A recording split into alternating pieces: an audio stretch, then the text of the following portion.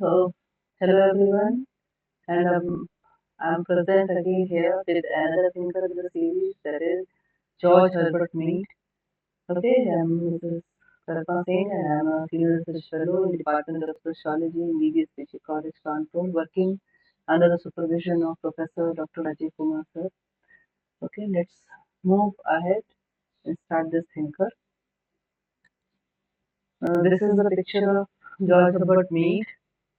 Okay, for just keeping in mind, pictures stay in mind for a longer period of time instead of memorizing the facts. Now, these are the few of the notable works done by G.H. Mead. First one is Mind, Self and Society, written in 1934. Second is The Philosophy of Present, written in 1932. The Philosophy of the Act, 1938. Movements of Thought in the 19th Century, 1936. There are several other works done by him for that you need to read it in detail in the book, but these are very, very important works of George Herbert Mead. Okay. The first book, Mind, Self and Society, 1934. This is the collection of Mead's lectures and writings. It dwells into the interplay between the self, social interaction, and the emergence of consciousness. Second was the philosophy of present. Okay. In this, Mead tried to explore the nature of experience, consciousness, and value. He discussed how these concepts emerge related to the specific condition. Okay, this is see in these the previous theorist and this particular thinker. The thing is that they are not the major. They have not given the major theories, right? These are minor theories, minutely looking into the requirements of the society, the requirements of the individual, how very small things are playing and shaping the human society. So they have focused their theories on this particular segments of human society instead of giving any major theories explaining the entire society at one go, right? The third one was the philosophy of fact. Okay, so this is the philosophy of act means action, right? It examines how human behavior and meaning arise through social interaction. GH Mead has too much to do with the social interaction, the individual interacting with the society, and how it shapes at last the individual himself. Okay. Last one was this movement of the thought in 19th century, 1936. It is exploration of intellectual history, focuses on the philosophical developments of the 19th century. Okay, and there are several other books for that you need to read this thinker in detail. Let's move to few of his important concepts. So here I try to summarize all the concepts in two slides only due to the paucity of time. Okay, the first one was the social psychology and self development. Here he has mentioned several things. This particular theory has been categorized into several other things, and interconnecting them only you can have a clear picture of what is being told in the story. The social psychology and self development, there are several things. This is the main central contribution that lies in the understanding how the human self emerges through social interaction. Okay, because he put too much emphasis on the role of language in this process. Okay, now see the children, how child development take place. There were three stages, right? The imitation stage, the play stage, and the game stage. Now the children learn to take the perspective of others. You might have seen the children praying doctor, doctor, and sometimes children cooking in some small kitchen set in the form of game. It is there.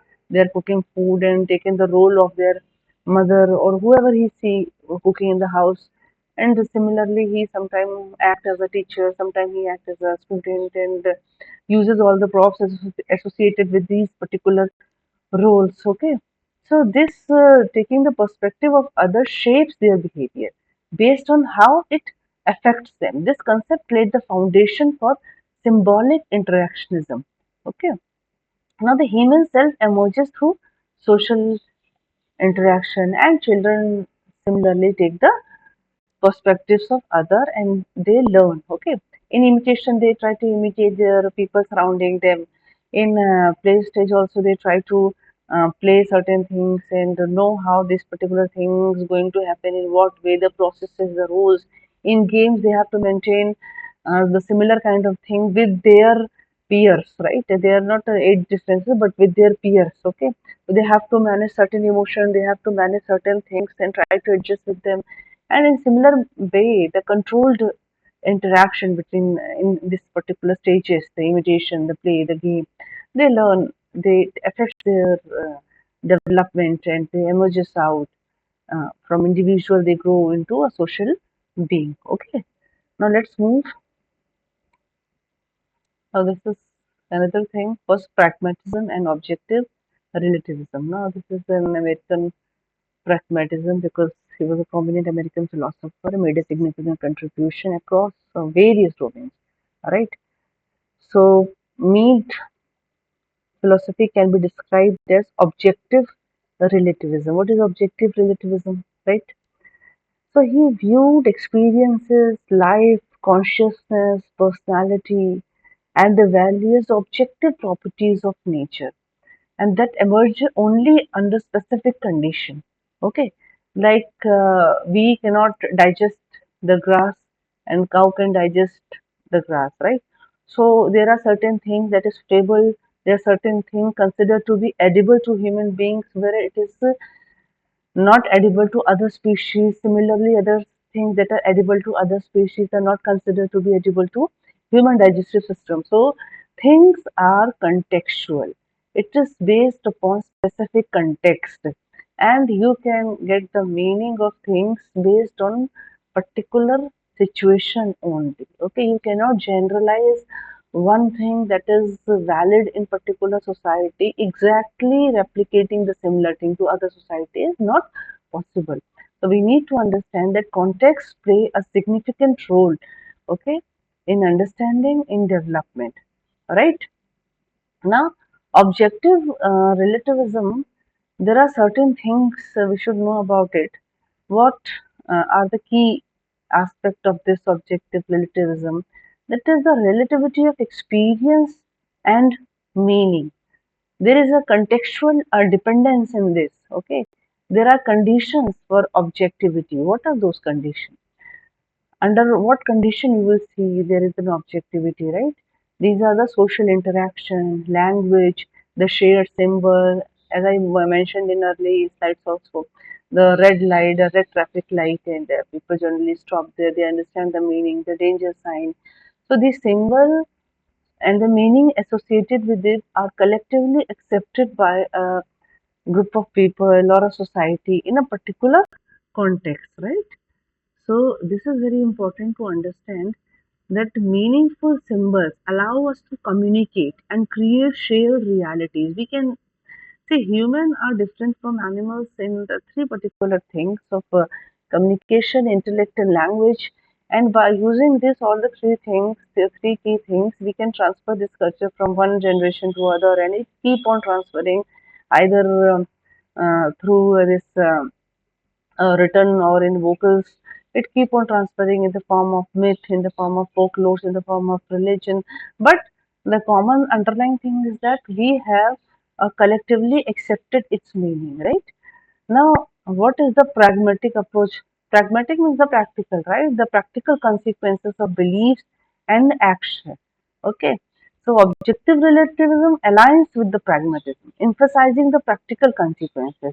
Now, it focuses on how ideas and concept works in real life situation. All right. If a belief in concept works effectively in practice, it is considered valid. But if a belief or a particular thing is not considered valuable for a society, real life situation, it is considered invalid. So here we can see the social construction of reality.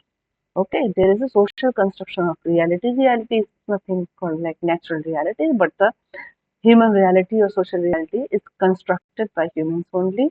Like we have already studied in Emile Durkheim, the social fact and its key uh, characteristics, that is external to individual mind and it has a mandate effect over the individuals, right? So this is a social construction. So The work of Mead influenced the symbolic interactionism, and he believed the self emerges through the social roles, language, and interaction. The I and me in the previous slide is the basic learning things that there is a I, the newborn child or the unsocialized child, and over the period of interaction with generalized other people who consider to be important and surrounded by him, the individual, the small individual surrounded by those generalized others and keep on interaction, and this interaction let this I develops into a me, a socialized person, a person accepted in society, knows the norms and values of a society, okay, sanctions of the society, and you behave accordingly. So there is an I to me transition, and that depends on the interaction, the social interaction, the language, the communication. Okay, now so here I have already mentioned act. What is act? So act consists, you already know that is action, and it consists of four basic things. The first one is an impulse, right? Impulse is something you feel, you have a need of something immediately out of emotions, out of immediate need, something that is, for example, animals act out of impulsive character. So humans do have this impulse, but it is channelized over and transformed into a satisfying those impulses in a proper way. Okay. Second point was second after impulse comes the perception. Okay. Then this actor, particular individual, try to find out the methods that relates to the particular impulse and how it will satisfy that particular impulse. Okay. So that is the perception.